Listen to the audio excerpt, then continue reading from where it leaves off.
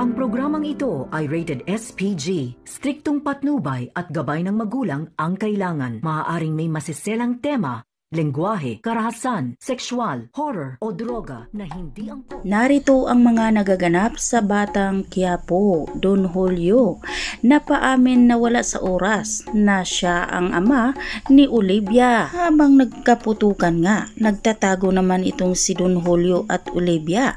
Ngunit hindi inaasahan ni Don Julio nang bigla siyang tutukan ng baril ni Olivia. Sabi pa ni Olivia na kahit nga daw ay magkapatayan na, pipiliin pa rin niya ang kanyang pamilya kahit nga daw ay magkasama sila ni Don Julio sa partido. Agad nga ngayong inamin ni Don Julio kay Olivia na may nangyari sa kanila noon ang kanyang ina na si Pilar. Napaiyak na lang si Olivia at napasigaw ito na sinungaling nga raw itong si Don Julio at hindi nga raw totoo ang kanyang sinabi. Sinabi ni Don Julio kay Olivia na kahit pa raw tatanungin ni Olivia ang kanyang ina, lalabas at lalabas rin ang katotohanan kahit pa ay nakiusap si Pilar kay Don Julio noon na huwag ibubunyag kay Olivia ang totoong pagkatao.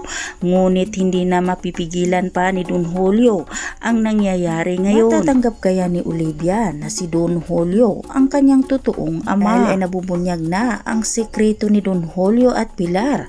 Ito na nga ba ang simula na magkawatak-watak na ang pamilyang Guerrero? At kabilang banda, sa gitna ng bakbakan, hindi inaakala ni Jackie na matatamaan siya. Dali-dali namang tumakas sila Roberto para dalhin si Jackie sa ospital. Si Miguelito tumakas ito at dala-dala niya si Fatima. Pero sinundan ito ni Tanggol. Ngunit hindi naman inaasahan ni Tanggol ngayon na magpapakita sa kanya si David. Sabay pa itong nagkatutukan ng baril ang dalawa. Dito na nga sinabi ni David kay Tanggol na magkapatid pa raw sila kahit ano ang mangyari ay magkadugo pa rin silang dalawa. Hindi naman naniniwala si Tanggol sa mga sinabi ni David dahil ilang beses na nga raw na pinagtangkaan ni David ang buhay niya. Pero pinapatunayan ni David na totoo ang kanyang sinabi sa kanyang kuya Tanggol.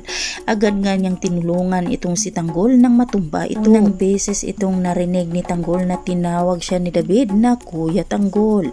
Hindi maintindihan ngayon ni Tanggol ang kanyang nararamdaman. Kaya dito sabay nga nilang pinagbabaril si Miguelito at ang mga tauhan nito. Habang si Miguelito ay tumakbo ito sa lumang building at dala-dala nga rin niya si Fatima. Natatakot si Fatima sa posibleng mangyari sa kanya.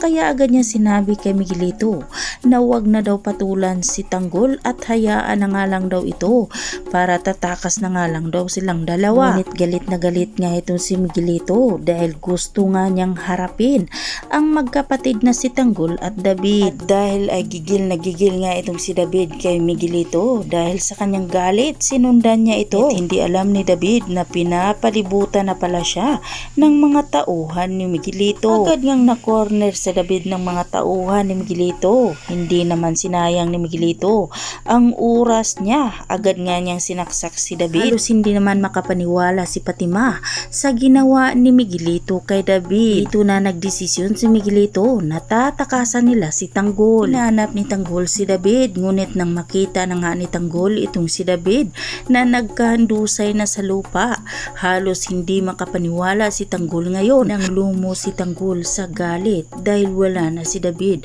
mas titindi pa ang galit ni Tanggol dahil sa ginawa ni Miguelito sa kanyang kapatid. Testigo kaya si Fatima at sasabihin niya ang totoo na si Miguelito ang pumaslang kay David. Mga kaibigan, yan ang ating pakatutukan at wag nating papalampasin ang mga susunod pang magaganap sa Batang Quiapo.